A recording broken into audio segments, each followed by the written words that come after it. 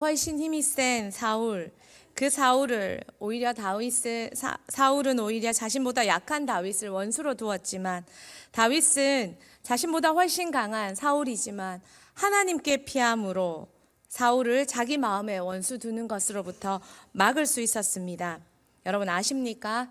사단은 우리 마음속에 원수를 두도록 종용합니다.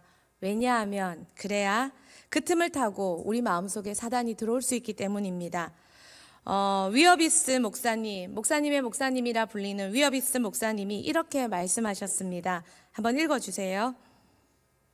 사탄이 여러분으로 하여금 마음의 원수들을 품기를 원하는 이유에 대해 명심해야 합니다. 여러분이 잘못된 방식으로 원수에게 반응한다면 사탄은 여러분의 삶에 거점을 마련하게 됩니다. 사탄에게 활동 장소를 내어주는 것에 대해 사도 바울은 경고했습니다. 에베소서 4장 27절 안 찾으셨죠? 네. 원수가 마음에 들어오게 할 때 다른 죄악, 거짓말, 분냄, 부패한 말, 원한, 용서하지 않는 마음 따라와 우리는 문제 속에 휘말리게 됩니다. 여기까지가 위어비스 목사님이 하신 말씀입니다. 사단이 왜 그토록 우리 마음에 원수를 두도록 종용하고 갑자기 참지 못하는 감정들이 들고 생각할수록 화가 나고 분을 못 참을 것 같고 왜 그렇게 힘이 들게 만듭니까? 그 틈을 열어야 자기가 우리 마음에 들어올 수 있기 때문입니다. 우리 밖에 있는 적은 외면하면 됩니다. 그러나 우리 안에 들어온 적은 우리도 이길 힘이 없습니다. 그래서 사단은 그토록 우리 마음에 들어오고 싶어 하는 것입니다. 감리교의 유명한 설교자 윌리엄 생스터 박사의 이야기입니다. 생스터 박사가 성탄카드를 적고 있었습니다. 마침 그의 집에 한 손님이 와 있었습니다. 손님은 그가 적고 있는 카드를 보고 깜짝 놀랐습니다.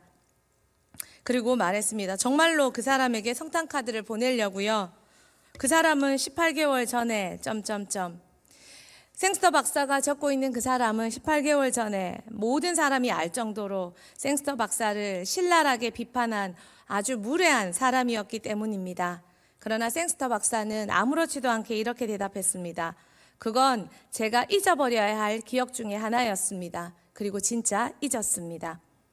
여러분, 우리 크리스찬들이 잊어버린다라는 말은 사람들이 가지는 좋지 않은 감정에 더 이상 매이지 않고 또한 그것 때문에 관계에 영향을 미치지 않게 한다는 말입니다. 여러분, 오늘 새로운 출발, 관계의 문제를 해결하기 위해 성경은 오늘 본문에서 우리에게 말합니다. 용서하라고 말입니다. 첫 번째입니다. 우리 같이 한번 읽어보도록 하겠습니다. 용서는 아버지의 엄한 훈육이시다. 오늘 본문에서 베드로가 예수님께 물었습니다. 몇 번 용서해 줘야 합니까? 그리고 베드로는 완전수 7을 7번을 말했습니다. 그러나 예수님의 대답은 숫자에 있지 않았습니다. 완전수의 완전수 70번이나 곱하는 그것은 완전수의 완전수, 용서는 숫자의 문제가 아니라 삶의 방식이라는 것입니다. 우리가 인생을 살다 보면 끊임없이 용서해야 될 일들이 발생합니다. 저 말투 마음에 안 드는데, 저 눈빛, 저 봐라. 그런데 이 작은 틈들이 우리 마음에 헤집고 들어오면 큰 분노와 큰 상함을 일으킵니다.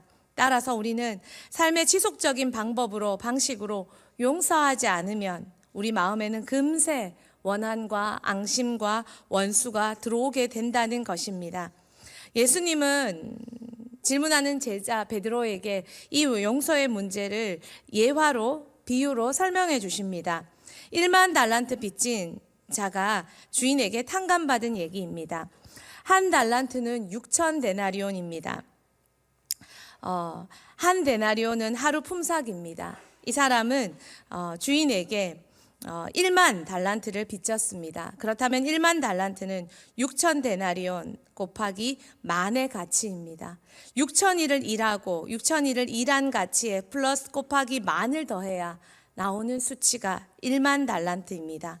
계산할 수 없는, 인간이 평생을 다 갚아도 일해도 갚을 수 없는 액수라는 거대한 수치를 말합니다. 그런데 이 수치만큼 탕감받았던 종이 돌아가는 길에 자신에게 100데나리온, 100일만 일하면 갚을 수 있는 빚진 자를 만났습니다. 그리고 그 종은 자신이 탕감받은 건 금세 잊고 그 사람의 빚 갚으라고 윽박지르고 멱살을 잡았습니다. 그리고 그를 감옥에 넣었습니다. 다 갚을 때까지 못 나온다고 소리 질렀습니다. 이 소식을 주인이 전해 들었습니다. 주인이 화가 난 건 당연한 것이겠지요. 주인은 다시 그 종을 불렀습니다. 그리고 주인이 이렇게 말합니다. 마태복음 18장 35절 말씀 우리 다시 한번 읽도록 하겠습니다. 너희가 각각 마음으로부터 형제를 용서하지 아니하면 나의 하늘 아버지께서도 너희에게 이와 같이 하시리라. 하늘 아버지는 예수님으로 우리를 벌써 용서하셨습니다. 그러나 우리가 용서하지 못하는 모습을 보면 하나님은 이 주인처럼 너무 슬프고 안타깝고 화나고, 용서하라는 하나님의 명령은 엄한 명령이자 엄한 훈육입니다. 하지 마라, 하지 마라. 하나님은 내가 먼저 얼마나 큰 죄를 용서받았는 죄인인지 잊지 마라 라고 말하고 계십니다.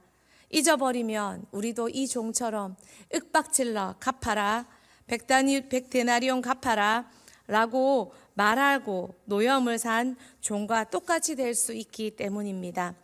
여러분, 우리 같이 한번 소리내서, 우리 다 같이 한번 소리내서 이 기도문을 한번 읽어볼까요? 같이 한번 읽어보겠습니다. 시작.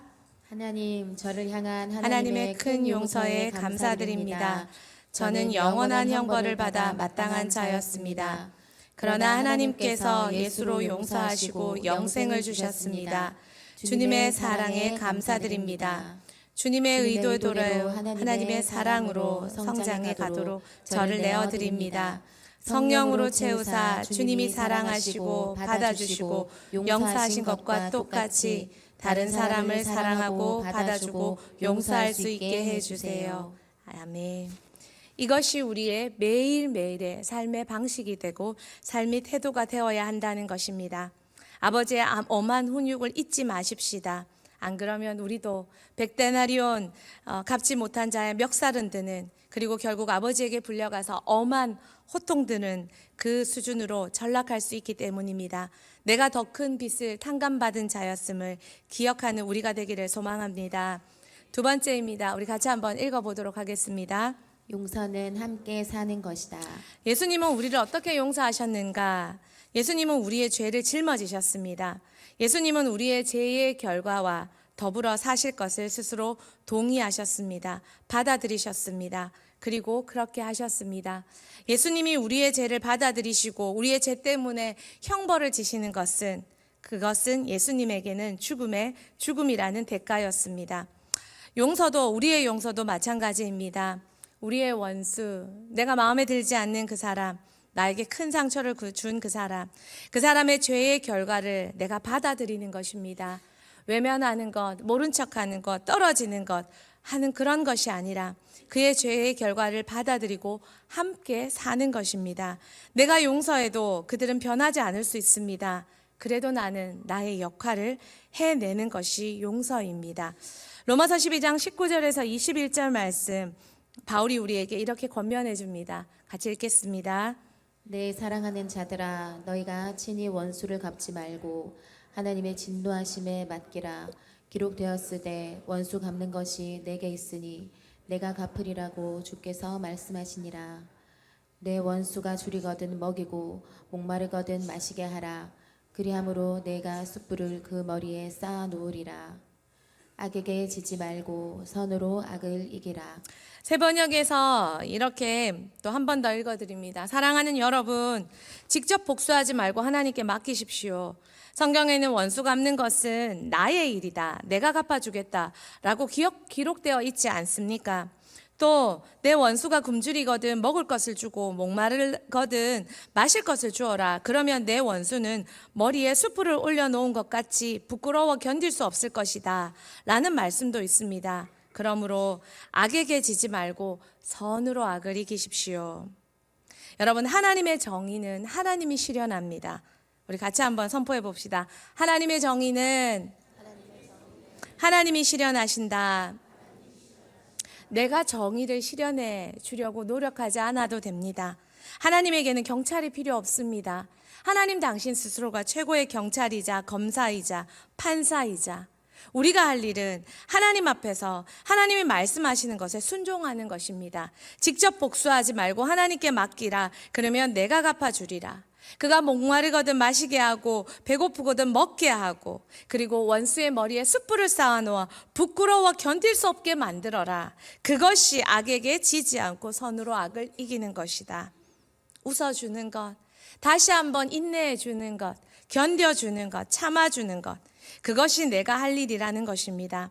그러나 우리의 타락한 육체는 분노하고 복수를 추구하고 즉각적인 정의를 요구하고 자기 방어를 하려 합니다. 그러나 성경은 절대 그것을 원하지 않습니다. 우리는 선택해야 합니다. 성경이 말하는 내가 해야 하는 내 태도를 따라 하든지 아니면 내 타락한 육체가 원하는 대로 분노하고 복수를 추구하고 즉각적인 정의를 요구하고 나 자신은 방어하면서 아닌 척 하든지 원한에 사무쳐서 다시 한번 사단을 내 마음에 불러일으키든지 불러오든지 아니면 성경이 말하는 대로 살아내든지 인생은 선택입니다. 디트리히 본히퍼가 이렇게 말했습니다. 한번 읽어주시겠습니까? 그리스도의 법은 십자가를 지는 것이며 이것은 우리가 성취해야 할 의무다. 내가 짊어져야만 하는 내 형제의 짐은 그의 외적인 목, 그의 자연적 성품과 은사뿐 아니라 바로 그의 죄다. 그리고 그 죄를 짊어지는 유일한 방법은 내가 지금 함께하는 그리스도의 십자가의 능력으로 죄를 용서하는 것이다. 그러므로 그리스도를 따르라는 부르심은 언제나 죄 지은 사람들을 용서하는 데 참여하라는 부르심을 뜻한다. 용서는 그리스도를 닮은 고난이며 그리스도인이 짊어져야 하는 의무다. 아멘. 용서는 그리스도인이 그리스도를 닮은 고난이며 그리스도인이 짊어져야 할 의무다. 용서하지 않으면 치유도 일어나지 않습니다. 용서하지 않으면 화해도 일어나지 않습니다. 우리는 용서함으로 함께 살 수 있는 사람으로 거듭나야 합니다. 2024년 새로운 출발을 앞두고 우리 함께 용서하시겠습니까? 나 자신을 용서해야 합니다. 그리고 내게 상처 준 그이들을 용서해야 합니다. 그럴 때 우리에게 치유와 새로운 출발과 하나님의 놀라운 은총이 우리 안에 회복될 수 있습니다. 또한 우리의 증오와 원한과 미움을 통해 들어온 내 안의 사단과 내 안의 어둠과 또한 나로 말미암아 불거졌는 이 어둠이 내가 속한 공동체를 어둡게 만들었던 그 모든 어둠의 역사로부터 벗어날 수 있습니다. 사단의 거점을 다시 탈환할 수 있습니다. 용서하시겠습니까? 사단을 쫓아내시겠습니까? 그것이 우리가 해야 할 능력이요 새로운 시작입니다. 우리 이 기도도 함께 같이 한번 읽어보겠습니다. 여기서 빵빵빵은 용서할 누구입니다. 큰 소리로 말하지 말고 같이 한번 읽어보겠습니다. 주님, 나는 누구누구를 용서하려고 합니다. 그 사람이 내게 한 어떠어떠한 행동과 죄를 용서합니다. 같이 읽겠습니다. 주님, 저는 분노를 품지 않기로 결심합니다. 증오심의 속박에서 벗어나게 해주신 주님께 감사드립니다. 저는 앞으로 복수 따위는 생각하지 않겠습니다. 그리고 제 손상된 감정을 치유해 주시길 간구합니다. 그리고 저를 다치게 한 사람도 축복해 주시고 제가 다치게 한 사람들에게 치유와 축복을 내려주세요. 예수님 이름으로 기도합니다. 아멘. 용서에 성공했다면 이제 그들을 만날 때 우리는 다른 감정, 견딜 수 있는 마음의 상태를 얻게 될 것입니다. 내가 받은 최고의 축복은 미움받지 않는 게 아닙니다. 제가 받은 최고의 축복은 미워하는 사람이 없는 상태입니다. 누가 나에게 어떤 말을 해도 어떤 행동을 해도 그것이 어떤 것이라 할지라도 내 마음에 미움이 없으면 내 마음에 천국이 일어납니다. 그리고 최소한 나로 말미암아 어둠이 흘러가진 않습니다. 여러분, 미움받고 있습니까? 여러분이 해야 할 최고의 방어는 그 미움이 내 안에 들어오지 않도록 내 마음에는 미움이 없도록 여러분이 만드는 것입니다. 살다 보면 미움을 자꾸 증폭시키는 사람이 있습니다. 나만 그런 게 아니라 저 사람도 다 싫다 말합니다. 다 싫다 말한다 할지라도 미움이 허락된 건 아닙니다. 다 싫다 해도 그 미움을 나는 받아들이지 않을 권세와 자유가 있습니다. 나는 그들을 미워하지 않기로 선택합니다. 왜냐하면 나는 천국을 누리고 싶기 때문입니다. 나는 천국을 전파하고 싶기 때문입니다. 여러분, 2024년 작년과 같이 지옥으로 사시겠습니까? 지옥을 퍼뜨리는 사람이 되시겠습니까? 하나님 앞에서 다시 한번 용서함으로 여러분과 제가 천국을 누리는 2024년이 되기를 소망합니다. 말씀을 맺습니다. 하나님의 사람들은 용서할 줄 아는 사람들입니다. 사도 바울은 감옥에서 아들과 같은 디모데에게 편지를 쓰며 이렇게 말했습니다. 디모데후서 4장 16절 말씀 같이 한번 읽겠습니다. 처음 변명할 때에 나와 함께한 자가 하나도 없고 다 나를 버렸으나 그들에게 허물을 돌리지 않기를 원하노라. 사도 바울은 디모데에게 감옥에 있으면서 편지를 쓰면서 이렇게 말합니다. 갇혀 있으면서도 그러나 그들에게 내가 허물을 돌리지 않기를 원하노라. 그는 절대 갇힌 자가 아니었고 그는 감옥에 있든 자택에서 연금이 되든 그는 언제나 가장 자유한 자였습니다. 그에게는 미움과 얽힌 감정이 없었기 때문입니다. 예수님은 십자가 위에서도 이렇게 기도하셨습니다. 누가복음 23장 34절 말씀입니다. 같이 읽겠습니다. 이에 예수께서 이르시되 아버지 저들을 사하여 주옵소서 자기들이 하는 것을 알지 못함이니이다 하시더라. 그들이 그의 옷을 나누어 제비 뽑을새. 예수님이 십자가에서 그들을 위해 기도하는 순간에도 그들은 예수님 옷 하나 차지하겠다고 제비 뽑고 있었습니다. 예수님 그 모습 보시면서도 저들의 죄를 사하여 주옵소서 라며 용서하시는 기도를 했습니다.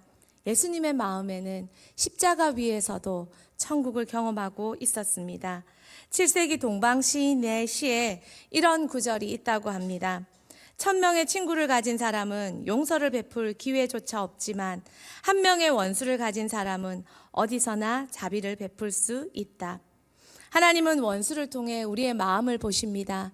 그리고 원수를 통해 한 사람을 찾아낼 수 있습니다. 그 사람은 시편 51편 17절에 하나님이 구하시는 제사는 상한 심령이라. 하나님이여 상하고 통회하는 마음을 주께서 멸시하지 아니하시리이다. 원수를 통해 우리의 마음은 용서함으로 상하고 고통을 얻습니다. 그러나 그렇다 할지라도 그렇기 때문에 우리 마음은 교만하지 아니하고 다시 한번 하나님 앞에서 은혜를 덧입을 수 있습니다. 사랑하는 성도님들, 햇볕만 계속된다면 우리 마음은 교만의 사막이 될 것입니다. 그러나 우리 인생에 만나는 곳곳의 원수가 우리를 다시 한번 겸손과 은혜와 첫사랑을 기억하는 죄인임을 기억하는 은혜의 통로가 되게 하실 것입니다. 2024년 멋지게 내 입에서 누군가에 대한 불평, 비판, 비난 나올 때 분명히 마음에 미움이 들어와 있습니다. 원수가 들어와 있다는 증거입니다. 그것을 빨리 캐치하시고 2024년 우리 함께 제자로 연합하고 사랑하고 화목하고 하나 되고 치유되어 세계 복음화를 이뤄가는 우리 모두가 되길 축복합니다. 예.